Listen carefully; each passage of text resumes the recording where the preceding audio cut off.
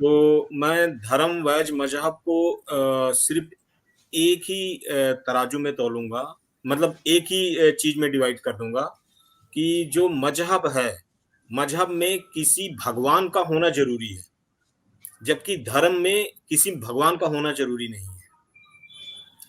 मजहब जो है, मजहब आपको सिखाएगा कि आपको धर्म की पूजा, आपको आप भगवान की पूजा कैसे करनी है, भगवान को मानने में क्या दिक्कत, मानने मानने से क्या होगा, ना मानने से क्या होगा, और नहीं मानोगे तो क्या होगा।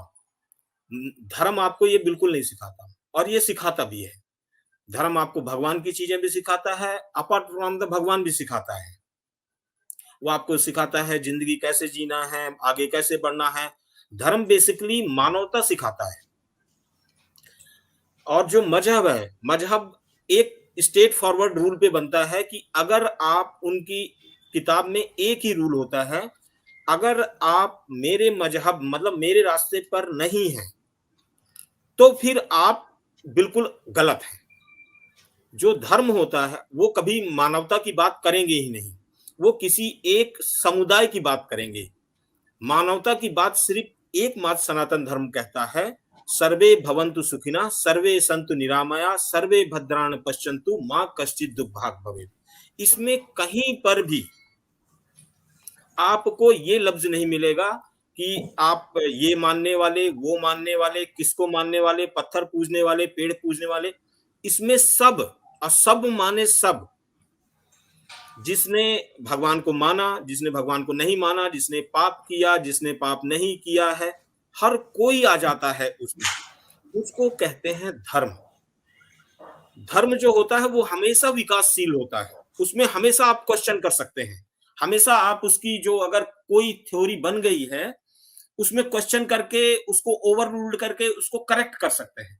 लेकिन मजहब में आप ये नहीं कर सकते।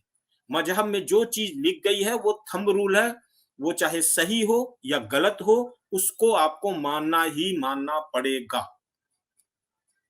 तो ये फर्क है धर्म और मजहब में। धर्म, अब अगर मैं सनातन की बात करूं तो आप सोचें कि बाकी सारी किताबें उठा लें, बाकी सारी किताबों में एकमात्र भगवान को पूजने और भगवान को ना पूजने से होने वाले नुकसान बताए जाएंगे। जबकि अगर आप इसी के विपरीत सनातन धर्म उठाएं तो आपको सब मिलेगा। आपको भगवान पूजने वाले भी लोग मिलेंगे, भगवान ना पूजने वाले भी लोग मिलेंगे, उसके साथ साथ आपको दुनिया का भी ज्ञान मिलेगा। जैसे कि आप हमारे दर्शन देख लीजिए, हमारा सांख्य दर्शन देख लीजिए, जिसमें भगवान है ही नहीं लेकिन ज्ञान है। धनुर्वेद देख लीजिए, आयुर्वेद देख लीजिए, योग देख लीजिए, चारवाक दर्शन देख लीजिए, जितने भी दर्शन हैं, हर दर्शन जरूरी नहीं कि उसमें भगवान हो। उसमें भगवान नहीं है लेकिन फिर भी वो दर्शन है और वो सनातन का हिस्सा है। इसलिए धर्म एकमात्र एक सनातन है, बाकी सब मजहब है।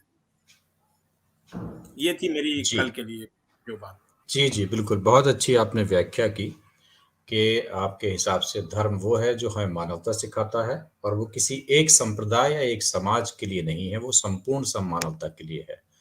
और जो कल्ट होते हैं या जो मजहब हैं या जो पंथ हैं, वो एक विचारधारा एक व्यक्ति के द्वारा चलाई जाती है, और वहाँ एक तरीका बताया जाता है किस प्रकार के ईश्वर को मानना है, और मानने पे क्या मिलेगा और ना मानने पे क्या मिलेगा। और उसमें कुछ नियम बनाए जाते हैं कि ये आपको फॉलो ही करना है, तभी आप उस पंथ या उस मजहब के हिस्सेदार माने जाएंगे, अन्यथा आपको बाहरी माना जाएगा।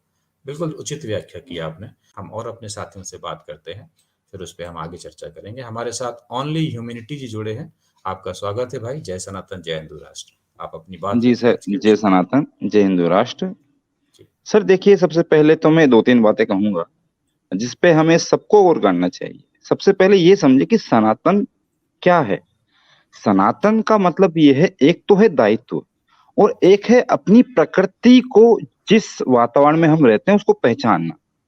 कण हो, जड़ हो, चेतन हो, पेड़ पौधे, नदी, पहाड़, जो भी जीवात्मा के लिए, उसके संरक्षण के लिए, उसके पोषण के लिए जो तत्व हैं, उसकी पूजा करना, उसको संभालना, उसका पोषण करना, ये सनातन है। सनातन का मतलब है जीवन, जीवन की पूजा करना।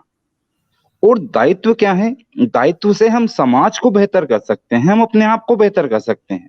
जब हमें ये पता है कि हमें जीवन को संभालना है, इसे पोषित करना है, इसे आगे लेके जाना है, इसके लिए हमें जल, अग्नि, वायु, पृथ्वी हर चीज की आवश्यकता है, तो आप में एक बहुत ही बेहतरीन समझ उत्पन्न होती है। उसके बाद हम आते हैं हमारे सामाजिक कर्तव्य पे। कर्तव्य क्या है? आपके अपने पिता के प्रति क्या कर्तव्य है, माँ के प्रति क्या कर्तव्य है, हर चीज के प्रति कर्तव्य।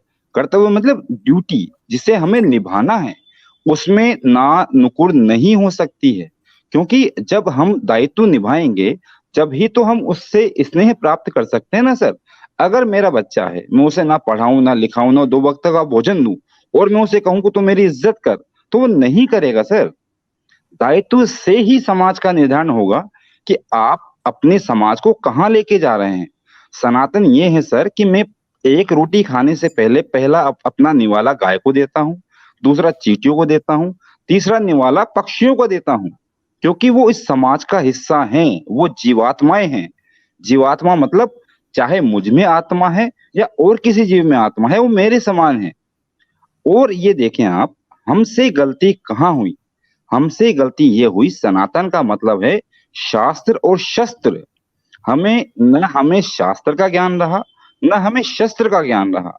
हमें झूठी खोखली बातों में उलझा दिया गया है। 800 साल जिन विधर्मियों, जिन राक्षसों ने हम पे राज किया, उनकी परछाई, उनकी चादर ओढ़े आज भी लोग बाग हमारे बीच में हैं। आप ये देखें, 1947 के बाद 4 शिक्षा मंत्री उन्हीं विधर्मियों से हुए हैं, जिन्होंने हमारा कल्चर, हमारे रहन सहन, रीति रिवाज, हमारी सोच को आघात किया है। आप ये समझना होगा हमें। आज हम अपने और सबसे बड़ी बात, आज हमारे पास सिर्फ एक बच्चा है। जिसके पास एक बच्चा है, वो अपने बच्चे को चाह कर भी फौज में नहीं भेज सकता। आप उसे धर्म युद्ध के लिए उकसा ही नहीं सकते। आप कहेंगे भाई कहीं लड़ाई हो रही तो बेटा तू चुपचाप घर पे आ जा। जब अगर हम एक पीढ़ी पहले और 2 पीढ़ी पहले देखें, जब हमारे समाज में, हमारे घर में 4-5 भाई बहन होते थे, तो एक भाई खेत का काम संभाल रहा है, एक भाई घर संभाल रहा है, बहनें हमारी माँ का हाथ बटा रही है, हर चीज थी। हम एक होके भी हमारे 10 हाथ थे, और आज हम निहत्ते हैं हर तरह से, परिवार से, समाज से। तो ये हमें समझना होगा। शस्त्र और शास्त्र हमें उठाना ही होगा। शास्त्र हमें ज्ञान देंगे, शस्त्र हमें सुरक्षा देंगे। सबसे बड़ी बात यह है, और सबसे बड़ी बात यह है कि हमें हमारे हीरो डिसाइड करने होंगे। हर घर में हमारे हीरोज की फोटो होनी चाहिए, महाराणा प्रताप की हो, जितने भी हमारे जो हीरो हुए हैं, जिन्होंने सनातन के लिए, इस धरती के लिए युद्ध किया है। आज हमारे पास 20 रुपए की फोटो तक नहीं है हमारे घर में, हम अपने बच्चों को क्या पढ़ाएंगे?